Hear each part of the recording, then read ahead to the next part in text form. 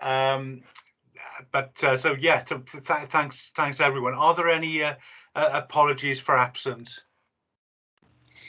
Yes, there were 3 apologies. Councillors Miles Langstone, Sue Jones and Mike Day. Great, thank you Shall I do the quick roll call? Please. Okay. Councillors Lyndon Jones? Yes. Cyril Anderson? Mike Dirk? Yes. Stephen Gallagher? Yes. David Halliwell? Bev Hopkins? Yes. Linda James? Yes. Linda Tyler Lloyd? Dave Anderson Thomas? I saw Dave join us a minute ago. Yeah. And Alexander Roberts. We also have Councillor Jen Rayner, Cabinet Member, Helen Morgan-Rees, Director, Rob Phillips, Challenge Advisor, and Rob Davis, Head of Secondary Phase Team, who will be joining us shortly. Back over to you, Lyndon. Great, thank you. Thank you, Michelle. Can I welcome Jen and Helen and Rob, who I met when we visited Dylan Thomas School a little while ago. An excellent visit, I might add. So welcome to everyone. Are there any disclosures of personal and prejudicial interests? No, I will take that as a no. That's great. Then the prohibition of obviously whip votes and declaration of party whips. The next item then would be letters and minutes, which have been sent to everyone. Are there any comments? And can I take the minutes as a true record? Great, thanks, Steve. Thank you.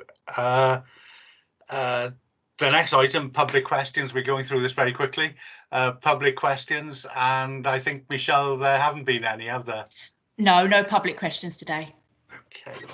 And the next item, very important item, is an update on ALN needs, ALN reform and its implementation.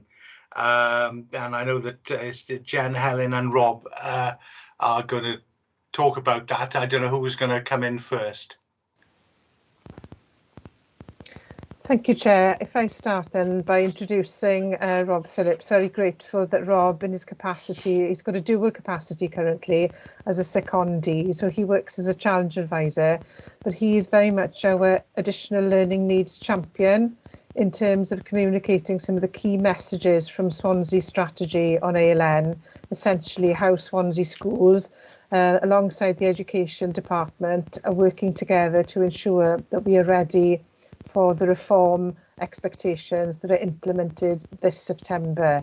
So I won't steal Rob Phillips's thunder because I know he's well prepared to take us through a detailed PowerPoint and to invite questions from you afterwards. So over to Rob. Thank you. Thank you, Helen. I'll just put the PowerPoint up.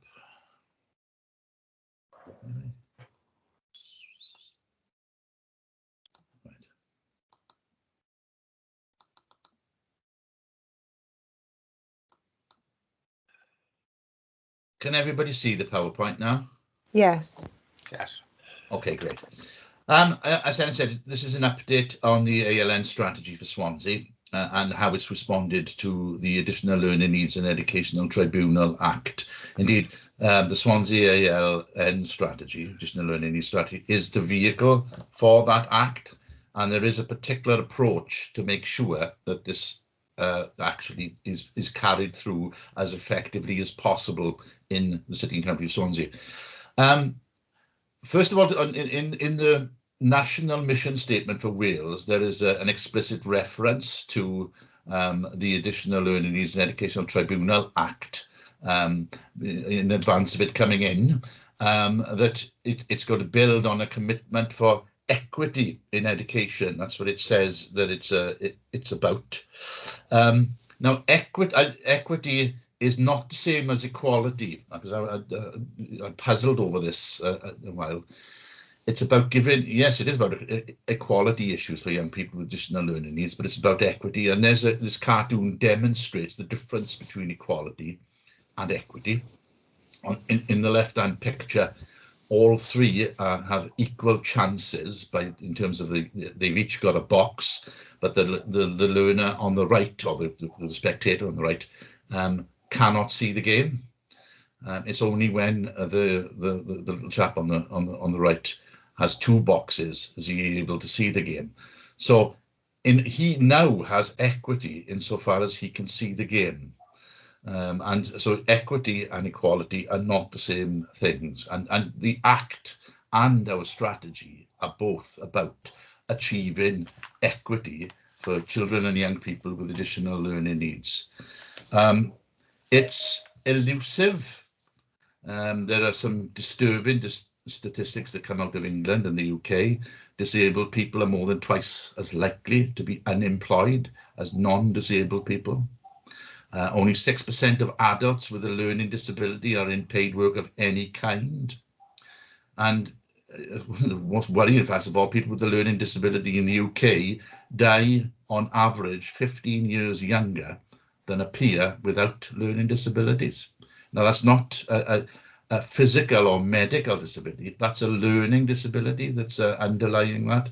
Worrying features, as I said, equity is elusive. The underlying of the Swansea strategy is the starting point for all people, and children and young people, is the same, but they will need different levels of support in order to get that equity. They share a right to effective teaching, and in our Swansea strategy, we believe that equity should mean quality, the best quality provision that's available for them. Now, I'm aware that you may have had presentations in the past about the Additional Learning Needs and Education Tribunal Act. And I don't want to go over old ground, but I think it's important that there's an understanding of what we are trying to achieve in terms of the Additional Learning Needs and Education Tribunal Act, and how as well as what we've done as part of the strategy to achieve that. There are 11 objectives that have been identified, and which underlie the Act. The first is to introduce the term additional learning needs. Now, the special education needs is the old legal term. A number of practitioners were using additional learning needs for a long time, but it's been hijacked by the Act. It's got a technical, legal precision and clarity to it that involves a two-step process. In terms of the Act, in order for a child to have additional learning needs, they have to have a learning difficulty or disability which is greater than that of youngsters their age, which is the first step. And the second step is that they require additional provision for that. Now, it's quite a circular definition in a way, but that two-step process has to be satisfied.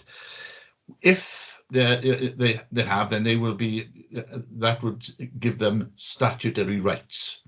The Act is intended to cover a much wider age range than before, from the time they're born to the time they're 25.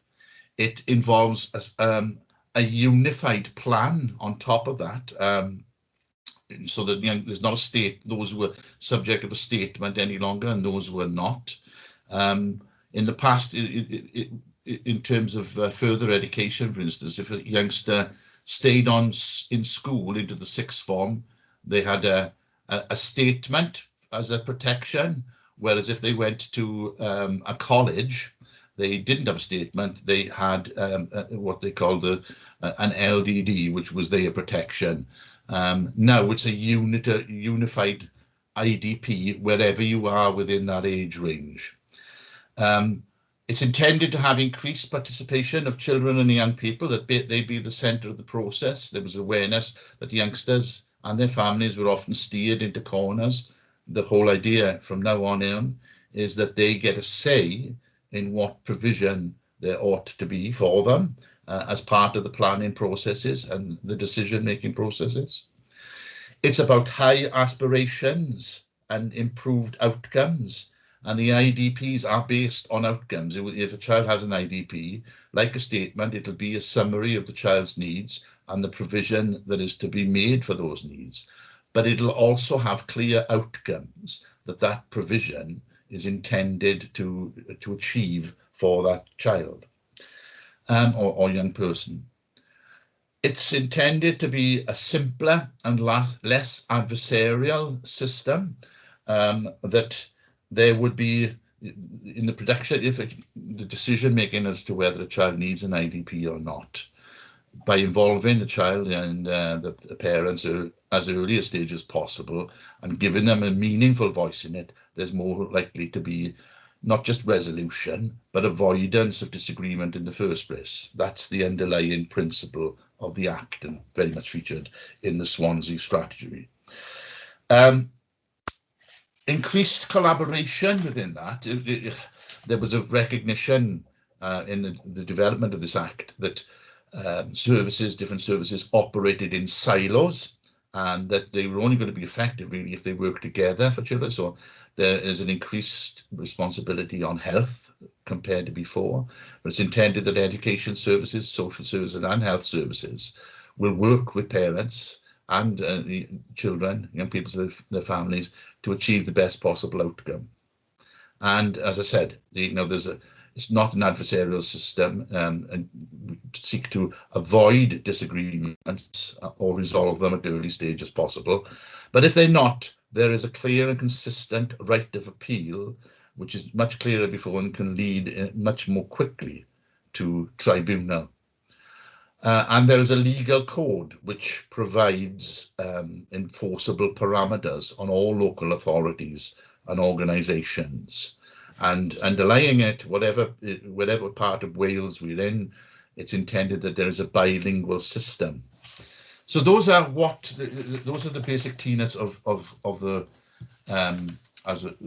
the Additional Learning Needs and Education Tribunal Act. So you can look now to see what we've done in Swansea, and like the Act seeks to be a culture change, and we've taken that full throttle in the Additional Learning Needs Strategy for Swansea. It's not about developing processes and putting them in place. It's about changing the culture so that everybody works towards the equity that we are talking about.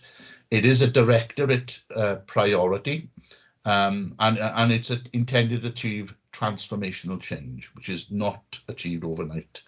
But the potential for this to be achieved in Swansea is huge, because there is a realization by the central services that we need to work with a variety of stakeholders. I think Helen alluded to this. That's the reason that I was brought in to try to make sure that's happening, that people are talking to each other and working in the best possible way and have a shared understanding and are working together for the same achievement, which is to make sure that of the best possible outcomes for the most vulnerable learners in Swansea, those with additional learning needs.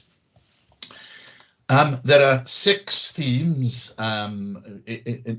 strategic priorities in terms of how the plan is organised. Each one of these priorities as a heading has very detailed plans of implementation underlying it. And this perhaps gives you an idea of the scope of it. Obviously, if it's 0 to 25 years, transition is going to be important.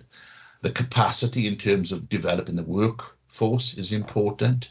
Increasing provision, enhancing provision. The whole ball game here is that it could be taken that the ANET Act is about IDPs, but in the Swansea strategy, IDPs are going to be an important feature, of course. But it's about improving the provision of all settings, schools, early years, and FEIs, so that they become much better at providing for a wider range of needs. So that instead of slotting children into different kinds of provision according to categories or special education needs, children are looked at as individuals, and then the decision is made, what does that child need in order to thrive in whatever setting that they are. Quality provision obviously plays a part in that. Partnerships, I've alluded to develop as many partnerships as possible. The Swansea Strategy recognises that, and it runs through it like stick a rock. And assessment at all times, obviously assessment of the needs of children, having strong strategies there. But when we're using interventions, have some means of evaluating how effective they've been, and I'll be picking up a little bit more on that. So that's, we know what ALNet is, the priorities that we're seeking to achieve, and the way that the plan is structured. But instead of going through the plans, I thought we'd sort of describe the journey that's been taken with the additional learning needs strategy in Swansea from the word go. Now, this looks like a lovely smooth road. In actual fact, it's been full of potholes. There's been barriers along the way, the occasional diversion, not to mention the odd pandemic. But despite all those, including the pandemic, the strategy has continued to be pursued and has picked up pace, particularly in recent weeks now and months now. So I'm going to show the milestones that have been reached along this journey, if you like, to as part of the planning under those strategic priorities, and as a way of addressing the ALNet Act requirements. The first of these milestones was a restructure of the additional learning needs and inclusion team. There were three reasons for that. We weren't done for the sake of it.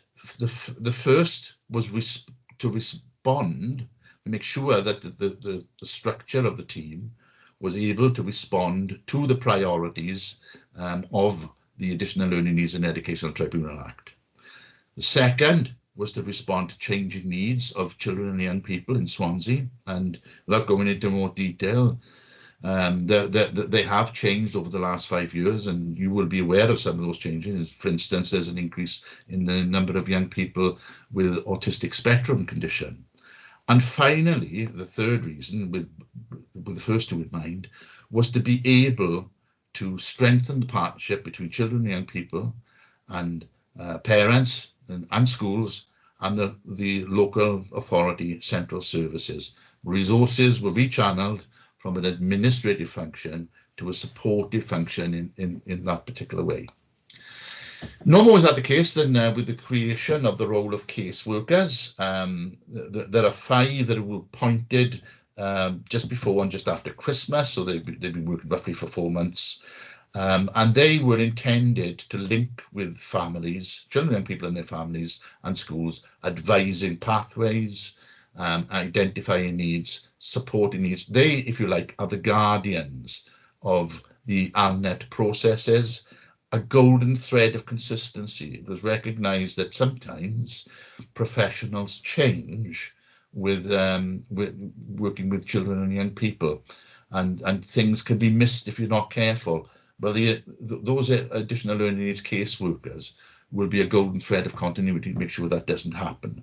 They have a defined patch of cluster schools, and already they're having success along the lines of working that I've just described.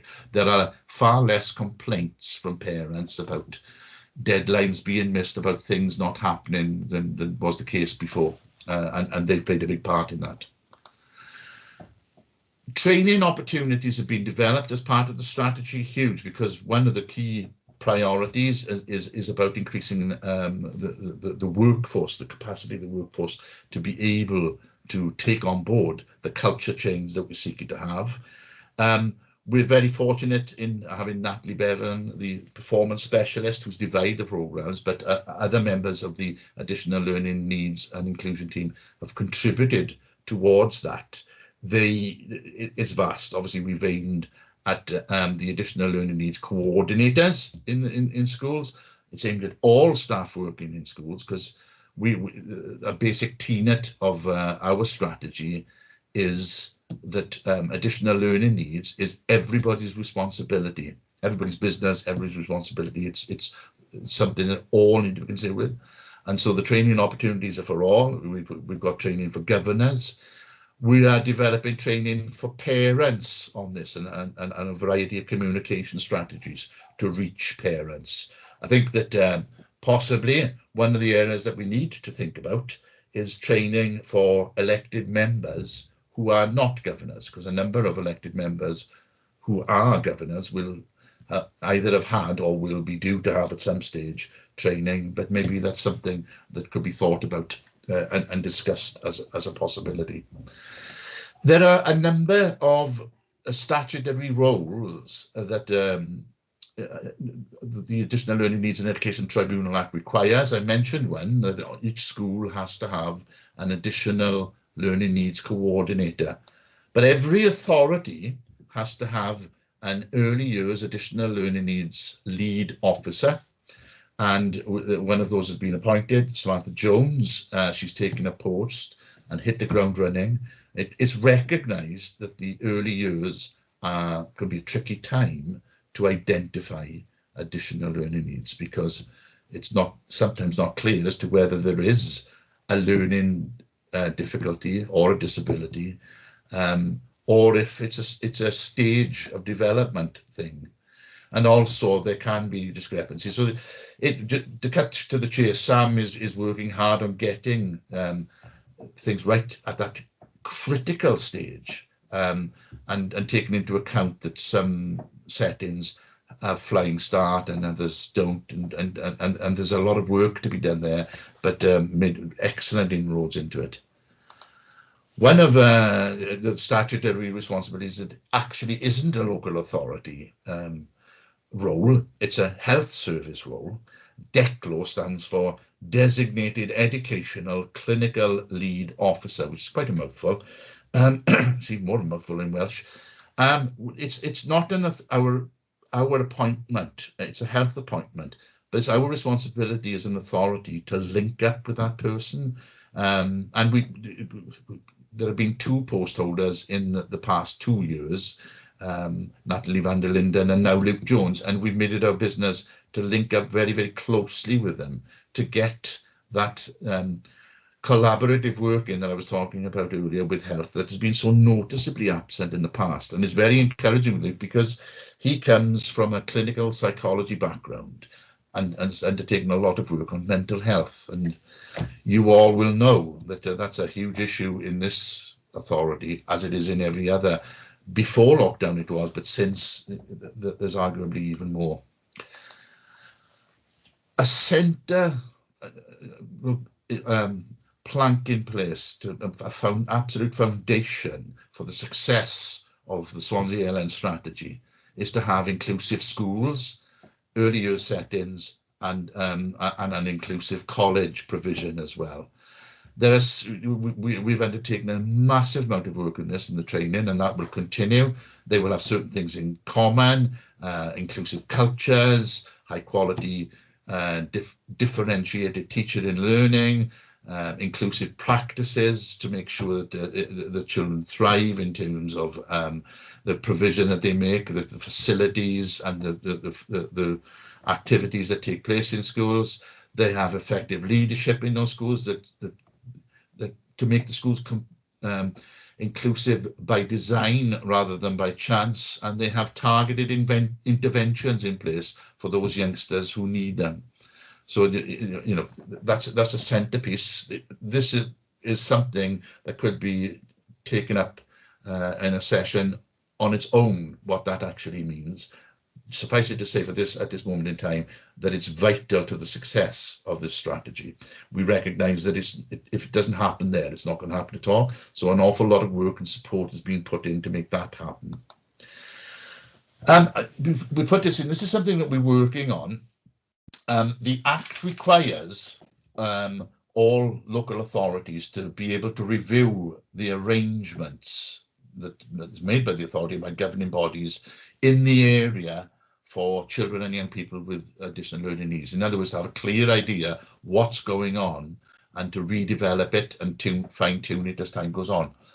And schools have a responsibility to be able to put in interventions, but to evaluate the effectiveness of those interventions as part of a graduated response at school level. They're both demanding, and the Act requires a level of sophistication that couldn't be reached unless we put something in to support schools. So there are provision mapping systems to help schools to develop their provision maps, to have a clear idea at a cohort level and an individual level what provision is in place for each individual youngster and how effective that is, how much it costs. And we are working with a company called CACI to develop an impulse system. Mike Jones's team is also involved in this, which links to Capita and SIMS, so that some schools have taken this on already in advance of us providing it for all schools come September, because it helped with the workflow in those schools. But with the new demands, this is going to be an essential piece of IT skill and analysis to be able to support schools in undertaking that difficult form of work. We are keen to have it in place for when the schools start with ALNet in September, but it is a challenging deadline on that. So it's a system to help support the ALNet processes in work, including the IDPs. Again, it's a topic for a session on its own, and more detail will be coming out on that.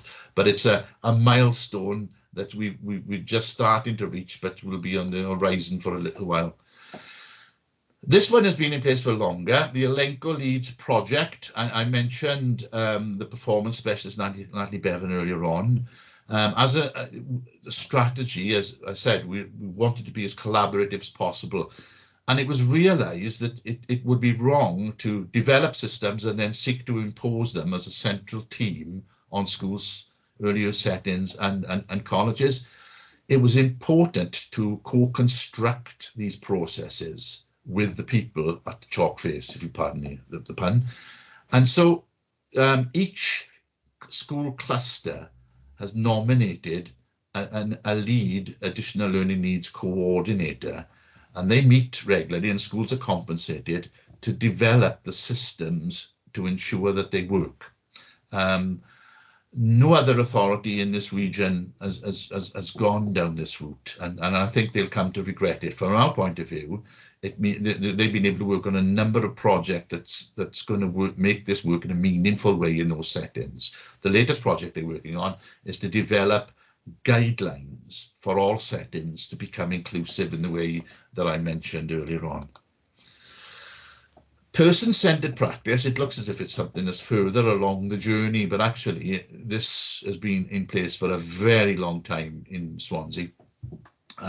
It's recognised that if children and their families are going to have a voice in the decision-making processes for them as far as additional learning is concerned, then the reviews and the way they're conducted needs to change. So they've been built around the child.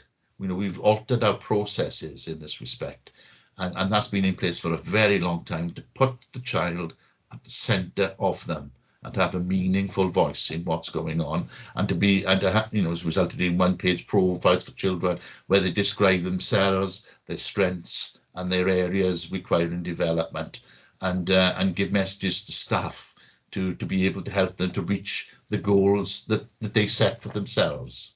They're set in high aspiration.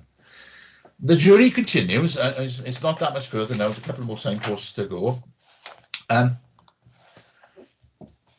mentioned IDPs earlier on. These focus on outcomes. It would have been great if the Welsh Government had come with a national IDP. They didn't.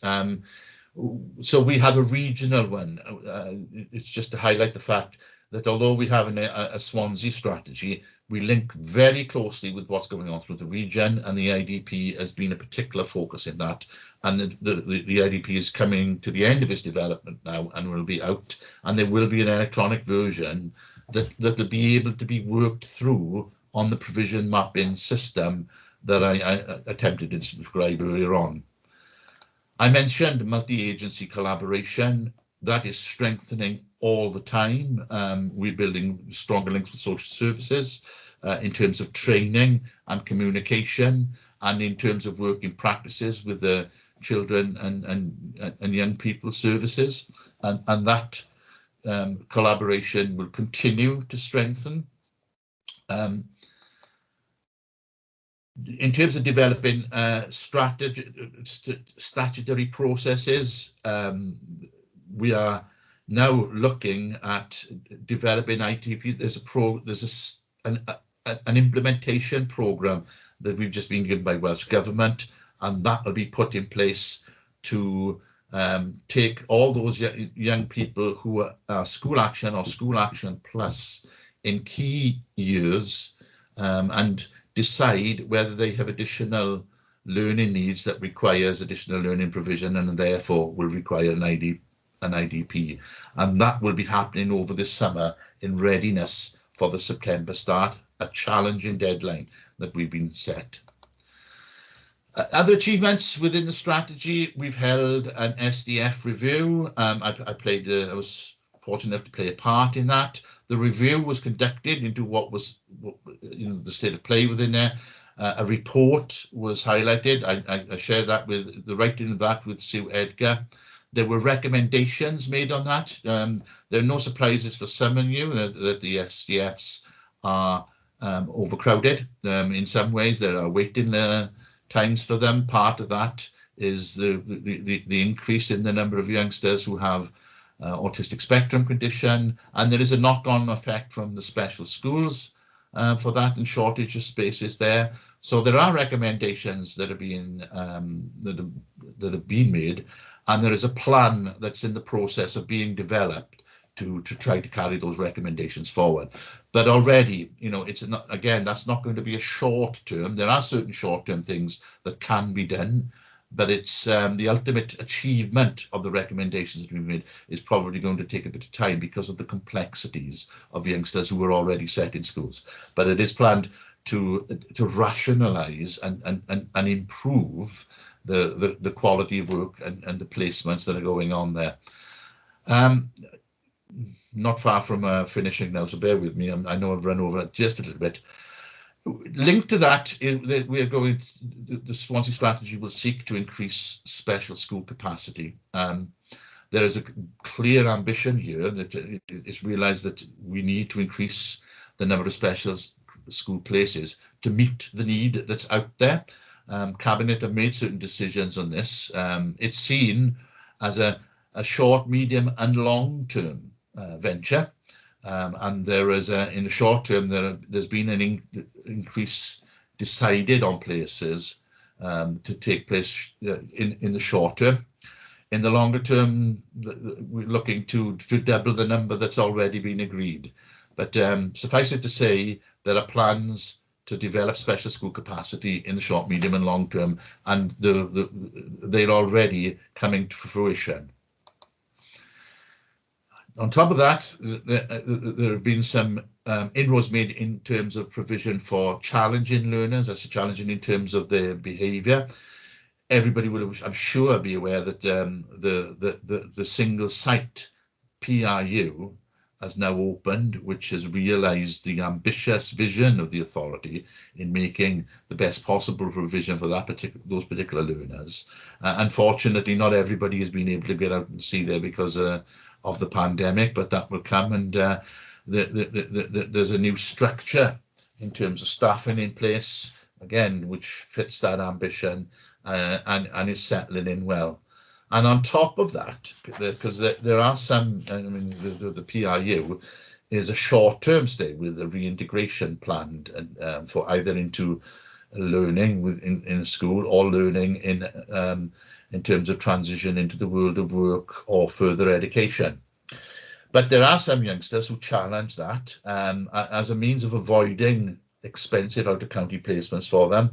There's been a trial that's been undertaken in Birch Grove Comprehensive School with the development of a project called the TVEDU project, where 3 youngsters who, because of the nature of their challenge and difficulties, wouldn't have been able to be provided for in the PRU and have been tried there, and there's a level of success. Again, the inclusivity of the school has played a part in that, but also the collaboration between the central services and the people within the school to make it work.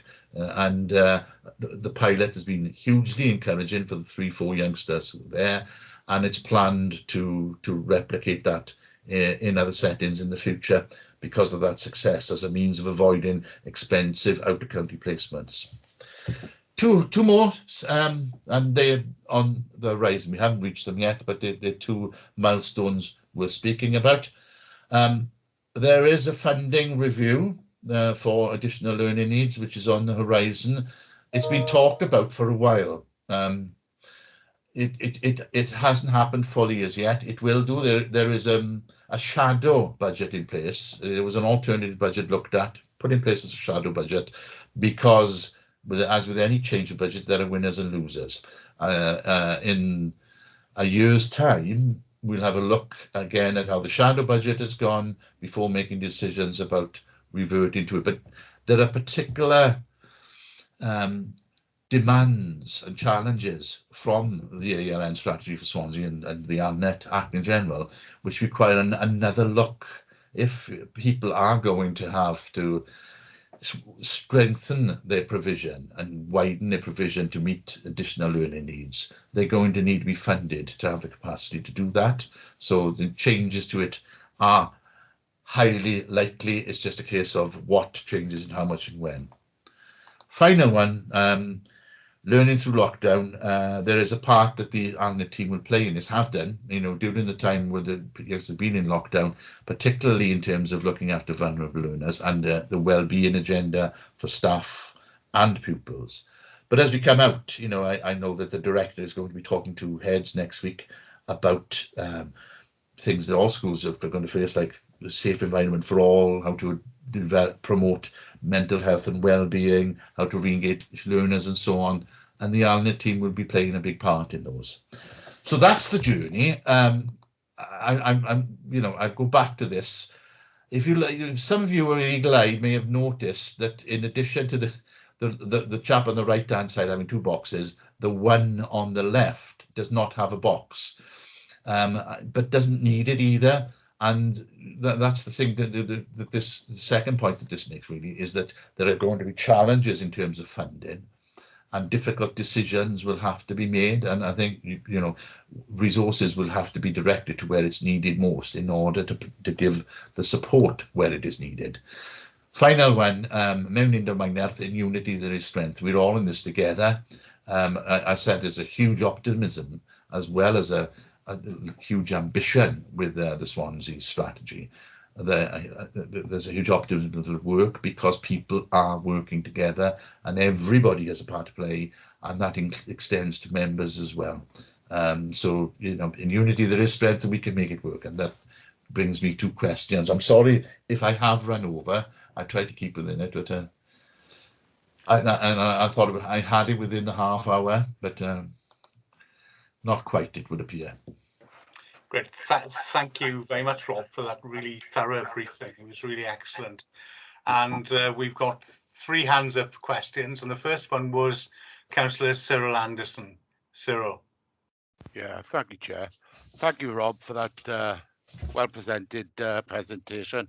I suppose that road that you were talking about with all its speed humps and potholes must be coming out of Bishopston, surely. But my question is, now that we've got ALN caseworkers, in the past we've been having problems with assessing children. It's taken so long.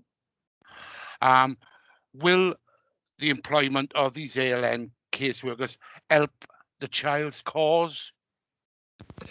Very much so. That's what their raison d'etre is. If you're talking in terms of making sure the process is not delayed unnecessarily, very much so. That's part of the reason that they were brought into being, is it was recognised that sometimes things took a lot longer than they needed to because there wasn't the level of continuity in place that there needed to be. And already they are having an impact in that. It's reduced the working times because there's somebody who's watching the ball, as it were, to make sure that the processes are going along the course that they ought to be going, and that attention is being paid to small but significant details. So there isn't a a small issue that becomes bigger and bigger and eventually becomes the last straw that breaks the camel's back. Great, thanks Thanks, you very Rob. much. Mixing my metamorph slightly there, but you see what I'm going for. Great, Al Roberts. Thanks, Chair, and thank you, Rob, for that presentation. Apologies to all for my late arrival at this meeting. Apologies also if I missed this in your slideshow as well, Rob, but I was very interested in your reference to co-production. And I'm very cognizant of the fact that those people that, the pupils that we're looking to serve may not have the voice and the ability to articulate their needs. And so are you able to speak to or provide us in a letter just about what the consultation process might be behind all that myriad of activity that's going on? Some elements of co-production, perhaps with the parents involved as well and carers. Just perhaps if you could talk to that, please. Yes, of course. I think we involved the parents at a number of levels. The Swansea Parents and Carers Forum are very strongly involved in this now. I mean, I mentioned the group that Natalie Bevan has set up, the Elenco cluster leads who are developing the processes, and the Parents and Carer Forum are involved with the work that's taking place there. So they're at the ground level, if you like, now. They, when things are coming in, they are giving the parental lens from the very beginning.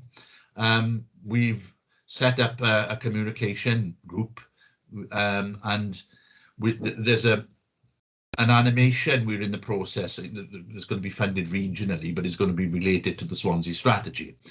And we've involved the parents in looking at the messages that we're giving out there for very good reason. You know, I had a meeting earlier on with this week, and again, although I'd spent a lot of time thinking, let's have a look, let's try and walk around in parents' shoes and give the messages that I think that they will want to see. One can still be surprised at what the parents of youngsters who have additional learning needs can actually see within that. And something that was intended to be a positive message can be actually taken in a different way by somebody who's looking at it through a different perspective. So now they're involved, they're members, Parents Care Forum, and also members on the strategic board who have a monitoring brief and approval and are kept up to speed with everything that's going on with the strategy, so that they have an aerial view of things as well. So at all levels, really. Now, does that include the funding review as well? Not at this point. No, the funding review has been discussed amongst head teachers at this particular moment in time. And to be honest, I'm not sure I'd want them at this particular moment involved, because it's painful. You know, we're in times where there's a shortage of funds, and with the change of funding formula, there's winners and losers. And you know, right, that when as an aerial view, there may be very good reasons for that. But if you have a significant loss in your setting, it can be problematic. So I think it's fair to say, and I know the director will come in on this, because she's been very keen to involve the parents from the very beginning, and every avenue is being explored with it. Thank you. You know, so I think that there are certain things which are absolutely meaningful to them that it's important to involve them in. The funding one, I mean, it's I'm not as sure, but I think you know, the co-construction and collaboration is happening at on the ground level, as well as having an aerial view. Great, thank you. Councillor Jen Rayner. I don't know if Ellen wanted to come in and support on something I was saying there. I meant. Yeah, I just wanted to say that co-production is part of education's DNA by now. It's a way we've adopted into a range of areas across education. But I'm not a fan of co-production for co-production's sake. And Rob Phillips is absolutely right in pointing out where appropriate, where it's useful to do so. And the most recent example I can think where it's been really useful is the STF, the Specialist Teaching Facility Review. We've held workshops including parents, and that's been wholly appropriate. So only when it's appropriate to do so. Thanks, Helen. Jen. Yes, thank you. My remarks were going to be addressed about the Parent Carers Forum, because I was surprised along the road they didn't appear early on, because I know some of the councillors present here attended, it must be 2018-19, the launch of the forum in the arts section of Swansea Grand Theatre, and we have been engaging with them. I mean, one thing I thought was extremely useful was when they met with the peer reviewer from another authority early on and expressed their intention. And they also have a much longer vision, taking us through to age 25, because people in school now will go on possibly to further education, higher education. But the intention is independent living and being supported.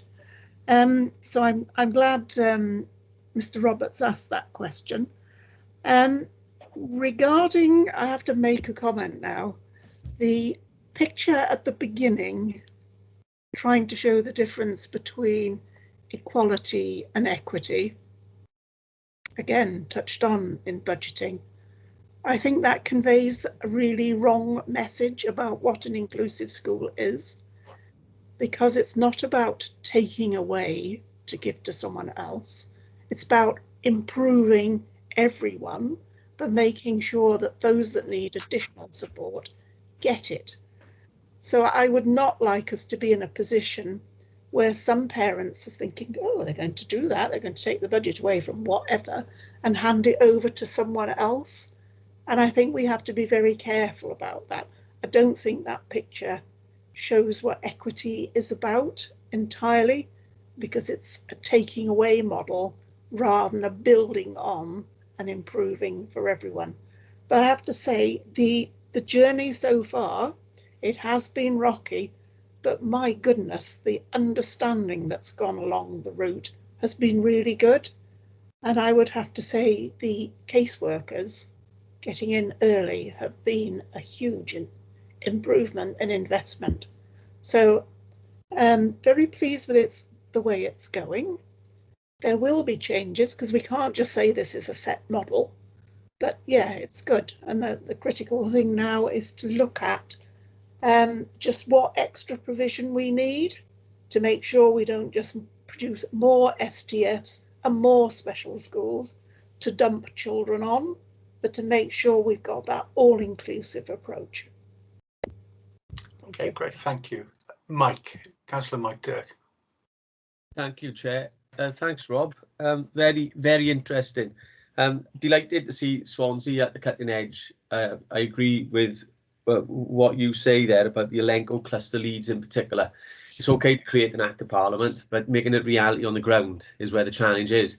And in that context, it's 4 years, just over 4 years, since the Cabinet report on reforming EOTUS provision in Swansea, and now we've got the PRU opening Cocket.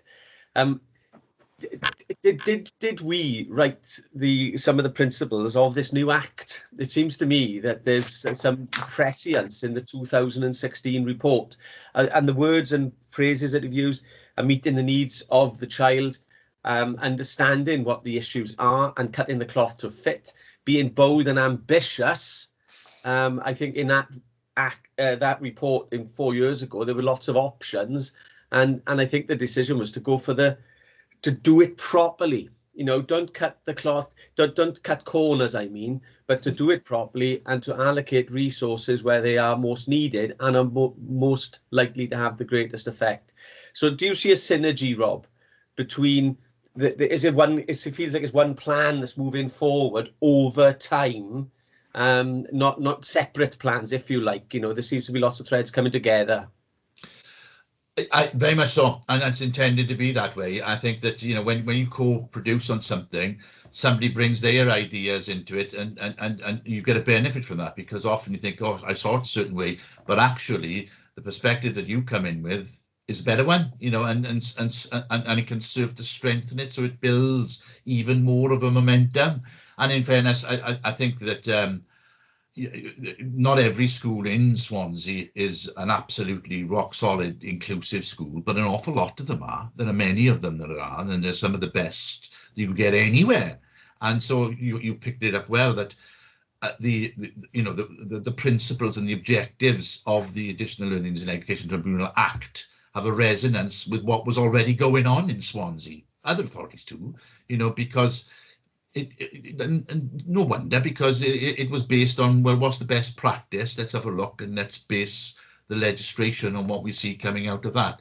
And there's been some good practice in Swansea for a long time. But I think that, you know, to pick up Councillor Rayner's point, it's not everywhere, and this is a process of making it happen everywhere. The ball game is based on trying to up everybody's game, and so that they become much better at coping and making high quality provision for a wide range of needs in an inclusive setting. The Act is an inclusionist Act. You know, the first place you should look is the mainstream school.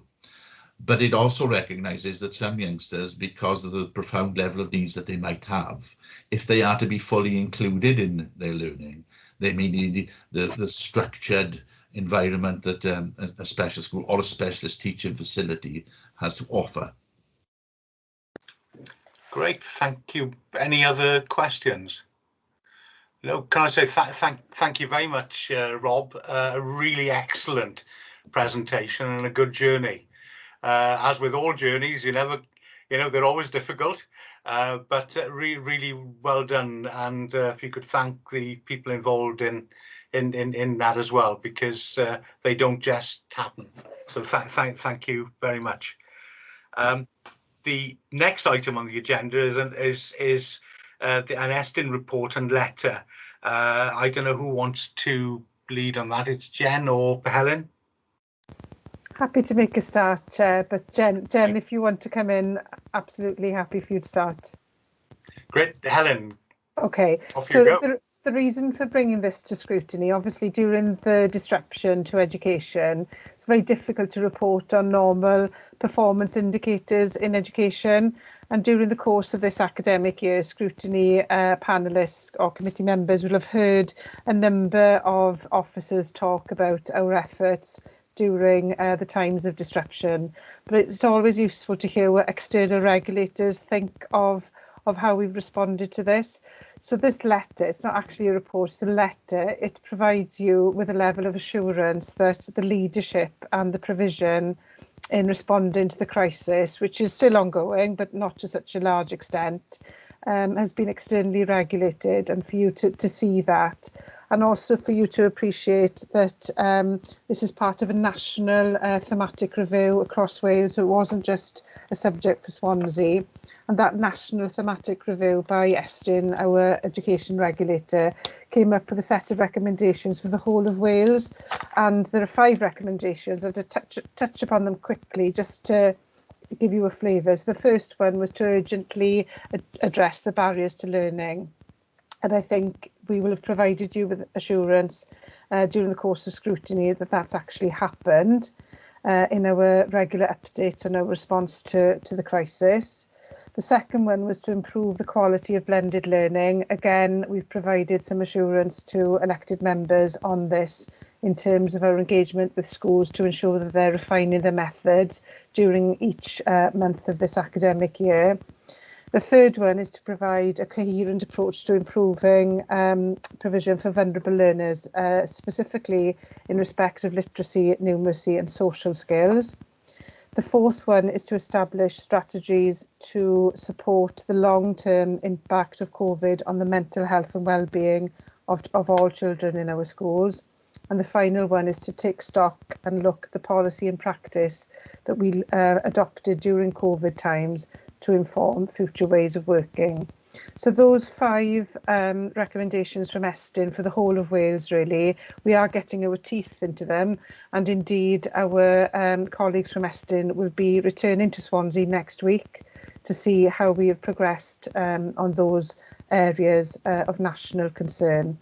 And I am pleased to say they do form part of our our Swansea recovery plan in terms of how we will continue to respond to the aftermath of COVID. So just for your information, but happy to take any questions or concerns or issues from that letter from Estyn. Great, thank you, Helen. Any questions, anyone? No, there we go. But thank you, and certainly for the staff, it was and the team at the department. There was a huge learning curve for everybody, and it was changing as the pandemic sort of changed, and as we went through. So that was good to hear. Right, there are no questions. The next item is an update on the new curriculum, including progress on that.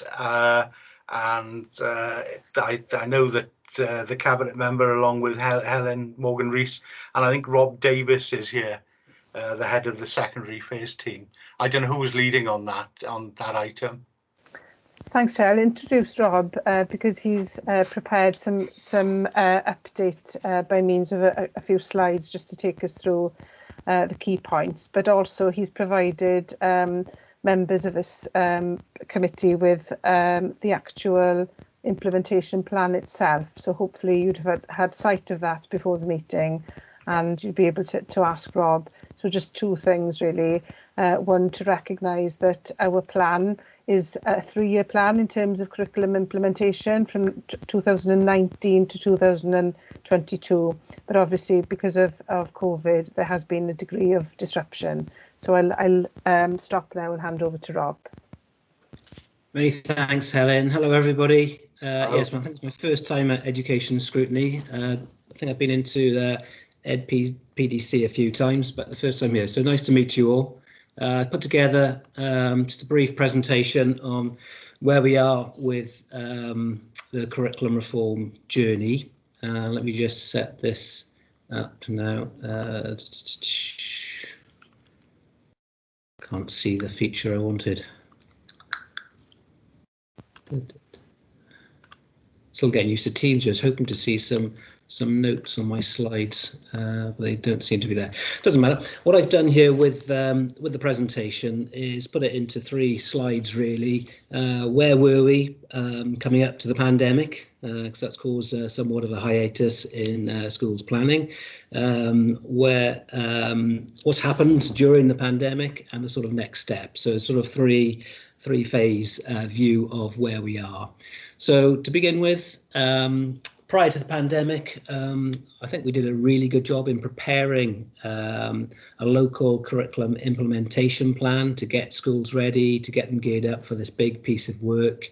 Helen and Nick requested that we set up a working group with primary and secondary senior leaders and head teachers and primary and secondary challenge advisors to put together an implementation plan to help schools with the process.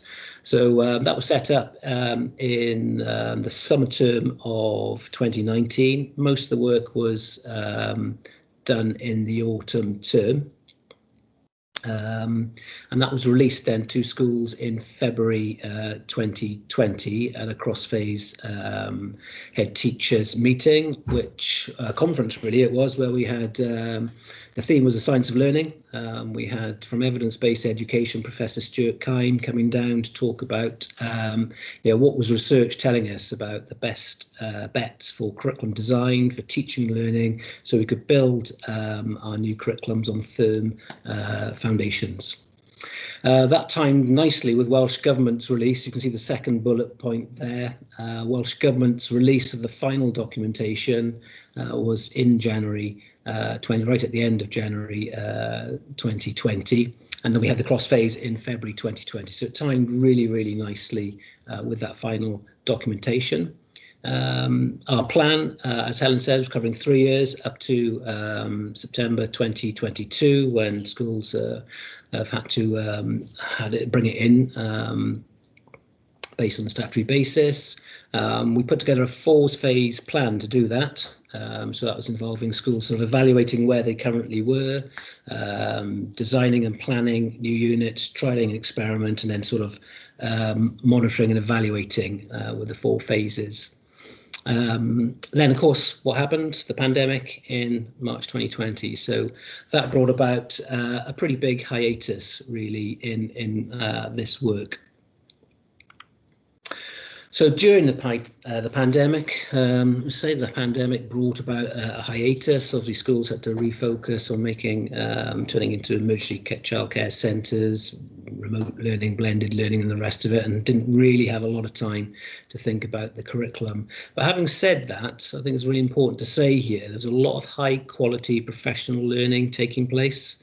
And what was really interesting about the challenges of remote learning, it really had a sharp focus on teaching and learning. How can we communicate clearly with pupils at distance?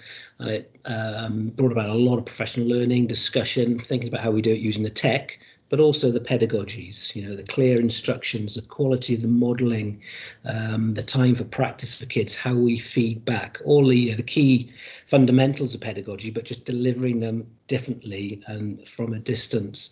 So that was a really good professional learning experience, and also engaging with families. There was a lot of work around supporting vulnerable pupils, explaining what was going on to the families. I think schools developed a lot of relationships, understanding of their communities through what they had to do, basically. So although the actual development of the curriculum has sort of paused, there's a lot of learning going on, and I think we can probably put quite a big tick on the DCF box. You know, the skills of pupils and teachers have motored on enormously. Also, we managed to keep that plate spinning a bit as well. It's been difficult to time it, you know, but we have had small amount of normal professional development through our networks, through our governor training.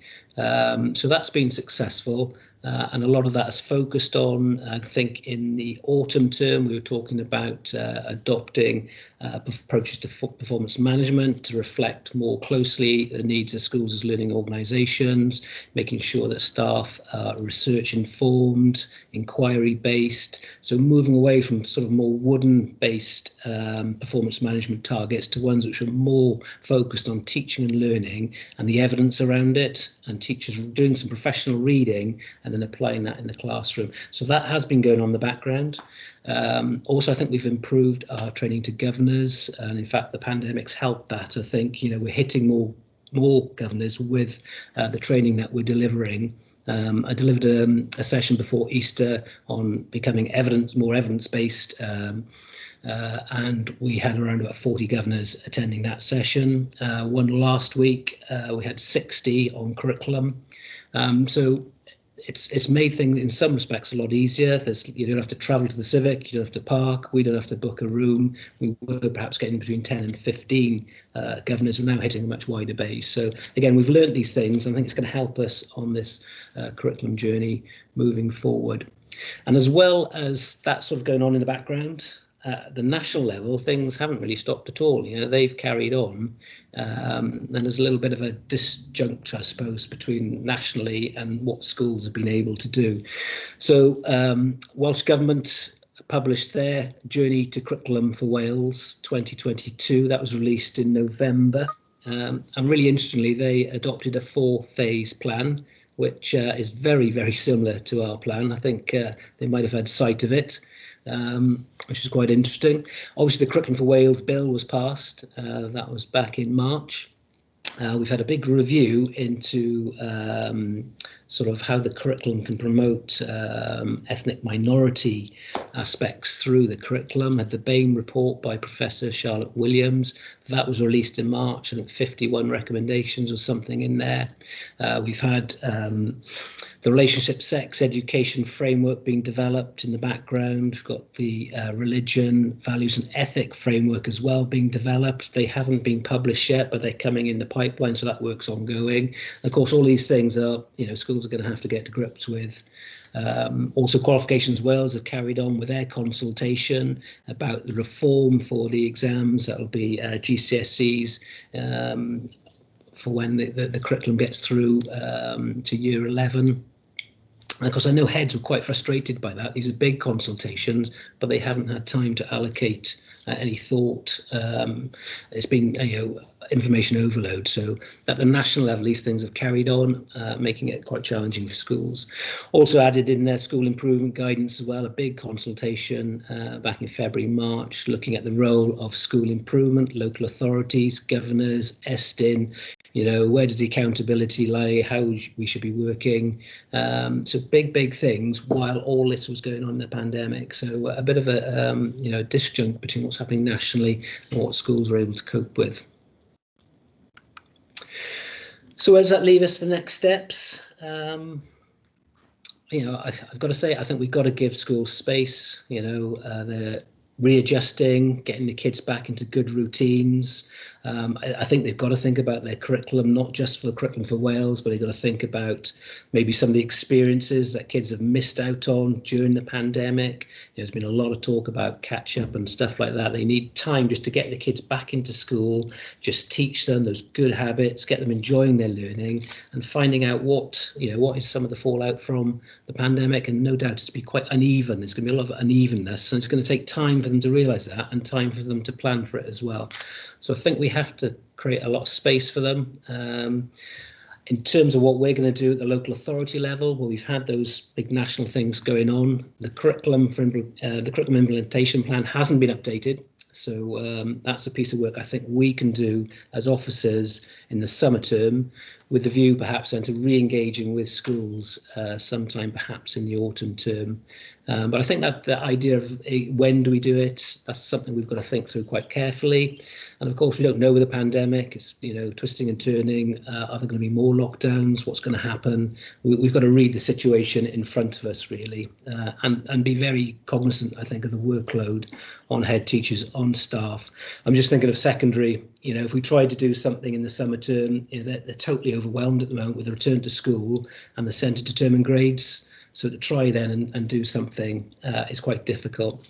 But I think, what we've managed to do through our networks is still stay in touch with senior leaders and get development and read the situation in front of us. I think that's important moving forward. Okay, I think that's it. I'm happy to respond to any questions. Thank you very, very much indeed, Rob. And there's one hand up already, Al Roberts. Thanks, Chair, and thanks, Rob.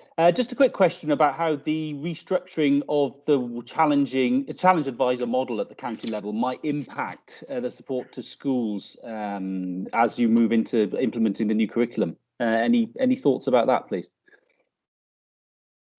Yeah, well, I think, it's quite an uncertain time at the moment with the changes to the regional footprint. Not quite sure, what's going to come about from that, what the setup, but I'm certainly from Challenge Advisor, so we can call ourselves School Improvement Advisor now, I think, which is a much better term. We're here to help schools improve rather than challenge all the time. I think that was a throwback to Lake Nandros and the PISA 2009 outcomes. But yeah, much more supportive, and I certainly see the role of School Improvement Advisor really important in providing schools with that support in this difficult time. I'm certainly fighting to keep the team, strong to deliver that model. Yeah. Great. Thanks very much, Helen. Yeah, just to add to Rob Davis's response in terms of the new challenge advisors, the new school improvement advisors, I think their remit will be very clear in terms of their support around schools as learning organisations, and the distinction between the work of the new partnership post the 31st of August this year will become clearer. So we'll have a good sit down at some point when we've restructured the central team of the new partnership, really, with our challenge advisors locally to divide those responsibilities. As I said in the last scrutiny meeting, I think roles and responsibilities will need to be clear. But the professional learning around the national mission, the expectations of of the curriculum for Wales will be developed in partnership. As Rob alluded to, we have strong networks. We do within Swansea, not two. So we adapt our provision from a school improvement perspective according to our clients. And certainly the work of the Scrutiny network that Rob has often alluded to, which is the secondary network looking at curriculum matters. The strength of that partnership has evolved, and it's evolved by listening to what the client needs. And Rob Davis, who has guided and led through all of this, has been very clear in his kind of listening of what the client needs to help us deliver what's required in Swansea. And it's similar to the ALN roadmap in a way. It's not a smooth road, it's quite bumpy, it's got a few potholes. But I think what we've done is in Swansea is take it in steps, you know, and to try and phase it into sizable chunks. And I think we'll get there. I think we'll probably have to extend our implementation plan because of what's happened. I think in the primary sector, this will serve us well, the new curriculum, because it will help on all kinds of things, putting wellbeing at the heart of everything. I think there's a bigger challenge in secondary, and I think that pause in the summer term is absolutely essential for us to get through this. Great, thank you, Helen. Councillor Jen Rayner. Thank you. Well, can I congratulate Rob on compressing this into 3 very informative slides. I think the first one had a slight typo. It should be 2019 when we started off on this. But if I could just take him a little back before that. I know we've had this huge disruption due to COVID 2020 and coming into this year. But if he could just illustrate some of the work that was going on before we started having to panic about shutting down before we shut down in March 2020, but we were under pressure from about January of that year. The earlier period where we had quite a high percentage of Swansea schools as pioneer schools, and the work that we were doing on bringing people in to actually talk about how pupils learn, the whole preparation background. I'm trying to remember how many times Donaldson himself actually came down to visit Swansea.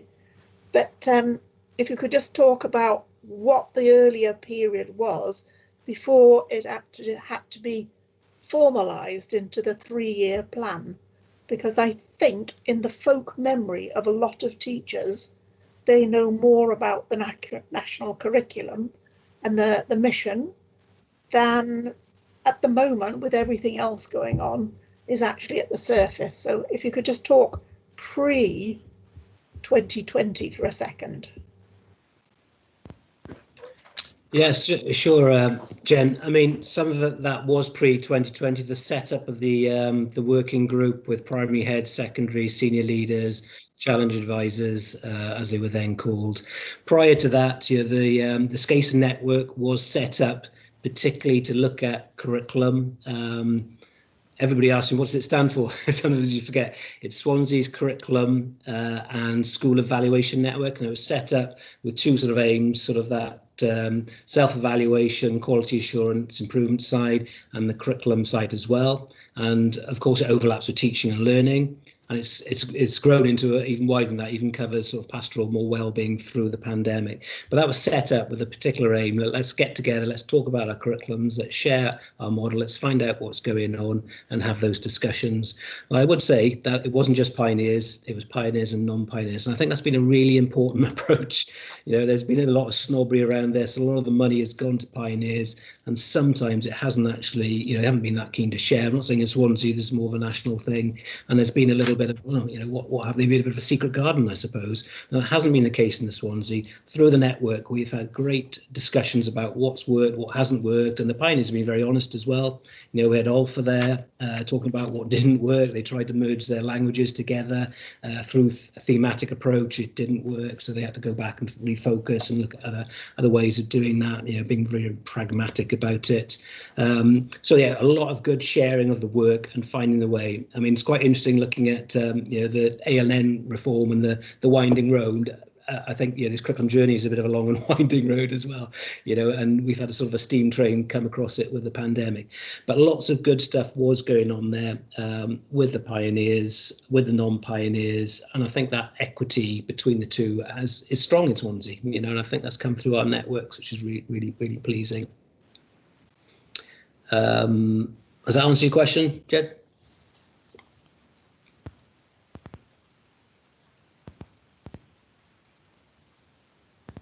You're on mute there, Jen. Yes, thank you. Fully support what Helen said about let's review it after the summer term. Everything will need tweaking. Everything has changed through the pandemic. But I certainly feel that earlier work, that sort of muscle memory is there and will suddenly become really important when we start reactivating things. And again, I'm very confident about our primaries. Our secondaries, Key Stage 3 to Key Stage 4, I am concerned about. I think we do quite a lot of transition work, primary into secondary. But that next phase, be interesting to see how that develops. But I have to say thanks to you, Rob, and to the team who've been supporting schools on this.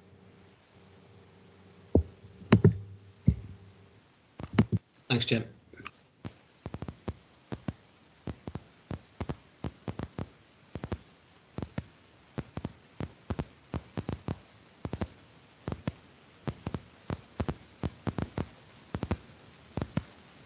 Lyndon, you're on mute there, I think. Sorry. Rob Phillips has got his hand up. Thanks, Chair. Just to pick up, from an ALN perspective, the new curriculum has very exciting possibilities. It is an inclusive curriculum, and before the pandemic and to the extent during it, there's been a lot of work undertaken to shape the curriculum to be responsive to additional learning needs. The special schools, for instance, have taken it on really very well. You know, it's become quite embedded with the other forms of curricula that they've got there. And I think, you know, it continues to have exciting possibilities that we'll be keen to pick up on again now that we're moving out of the pandemic and there's a bit of time and headspace to look and see where we go next. Thank you. Helen Morgan-Rees. Yeah, just one important point in terms of update as well. Rob Davis mentioned relationship and sexuality education. Swansea is going to be the lead authority in terms of testing the new guidance and code around this. And we will be inviting the PRU and around 15 schools in Swansea to take part in a term's worth, really, of testing the new guidance and code. It's really important because elsewhere in the UK there has been some concern really about how we educate, given the diversity of our communities in respect of relationships and sexuality education. So I think it's really important that we have a look at this, do a deep dive and understand the challenges and the barriers facing our schools, our community and our practitioners in delivering this new element of the mandatory curriculum. Good. Thank you, Helen. Any other questions to Rob? No. Well, thank you very much, Rob. Very useful update, and thanks for what you're doing. The next item on the agenda is the Education Scrutiny Work Programme. Can I say, following the last meeting, Councillor Mike Dirk raised some important points about how we could be led by what works, and also schools not being islands in communities. And following that meeting, Michelle, myself and Mike met, and we're in the process of scoping out that work, and Mike has provided a very useful briefing. And the thought is to bring that to a work planning meeting on the 24th of June, so we can take that forward. But it was really useful, and I'd like to thank Mike for the work that he did on, and the background work he's done on that, because it will be really useful and informative for us all. So thanks, Mike. Do you want to make a comment, Mike? Yes, thank you, Chair. Just briefly to say that thanks to the committee, Jen as Cabinet Member and Helen Morgan-Rees and everyone else, of course, I asked a few questions of a few people after the meeting, including a number of professors, and this has led to contact with education colleagues in the University of Wales Trinity St David, Professor Alma Harris at Swansea University, and Professor Chris Chapman at the University of Glasgow, who is, I think, fair to say, internationally renowned as an expert. Alma referred me on to Chris in the context of focusing on neighbourhood education in Scotland and looking at educational effectiveness. And the early days, I know, I was blown away on Monday by the enthusiasm from my colleagues in UWT, the Athrova, the Education Institute. So what we can do, I think, without too much difficulty, is bring together some very clear strands that are emerging all together. And what is clear is there's lots of these strands have been mentioned in this meeting again, that it seems there's clear planks that have to be in place to meet the greatest education challenges. And Rob have been mentioning them. Jen has mentioned them. Helen, we've all mentioning similar things in different contexts. And in a previous conversation with the Cabinet Member, with Jen, previously looking at issues related to our most challenged communities or most deprived. And I always kind of think like this, what do you mean most deprived? And also educational performance between boys and girls, you know, and all these things come together in the same melting pot. It's how we distill these things and come up with clear messages. That's the challenge. And I think the work of Professor Chris Chapman in particular has been very helpful for me so far to understand how in the education context we can bring these lessons together and apply them at the heart of communities. I think that's the challenge. Thank you, Chair. Great, thank you, Mike. Jen. Yeah, thanks for that. It has been quite a long-term fascination on my part on the developments in Scotland, not just in education, but also in the way they handle local neighbourhood crime and drug taking. For them, it's a public health issue, not a catch and punish one, but it's the entire concept of a neighbourhood, and neighbourhood education and neighbourhood policing, neighbourhood crime, I think is all part of that package. So I think it would be really interesting to have this different perspective. We have limited powers, what we can make recommendations on, but those recommendations, as has been mentioned here, in AOTAS, ALN, inclusive, somewhere, at some point, people start listening. So yeah, I'd be really interested to hear what has to be said here. Great, thanks very much. And I say thanks again to Mike, and I know we had a really useful meeting there, and a lot of the strands came out in that as well. It's actually quite interesting. So any other comments on the work program? No. Okay. Well, if I could thank both the two Robs, Phillips and Davis, for their excellent presentations today.